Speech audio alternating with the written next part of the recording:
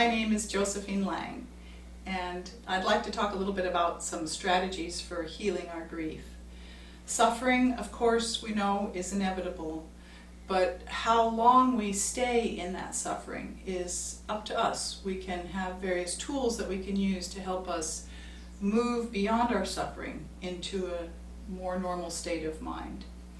So I just recently lost a dear friend. That was my kitty cat. I've had many years of many griefs, as I'm sure each and all of us have. As that old fable goes about the mustard seed, where the wise man, a woman, came with her dying child and said, you know, what can you do? And he said, if you bring me the seed from a household, a mustard seed from a household that has not experienced grief, then I'll be able to help heal your child. And of course she could not find a single household that had not experienced grief, because we all do experience it. So one of the things that I do when I've had the loss of a pet or somebody that, you know, is not maybe a human, is I will gather rose petals and collect them and dry them and then put those in the grave with the deceased loved one. We can also do that with our humans who have passed. I myself am choosing the path of natural burial, where we would dig a natural hole in the ground in a park that is set up for natural burial. And I would probably prefer a shroud over a coffin, but we can make coffins out of cardboard or pine boxes or any number of things. So there are those options as well that I'd just like to mention. But back to the strategies. When I have first experienced a very profound loss, I find that doing something that creates pressure on my body, like hugging somebody or having 2 or 3 people hug me, can be very helpful. Getting underwater and putting my head underwater and feeling the pressure of the water on my body is very helpful. Also, going to the beach and digging a little trough in the sand and putting myself down in the trough and burying myself a little bit in the sand helps. It also helps me to feel more comfortable about what my loved one is experiencing in the grave. So that's also sort of like a return to the womb, where we had that experience as infants, as actually little babies before we were born, that pressure of the sensation of the pressure in the womb. And then I think it's also important to realize that this is not depression. This is not like an imbalance of chemicals in the brain. This is a very natural sadness.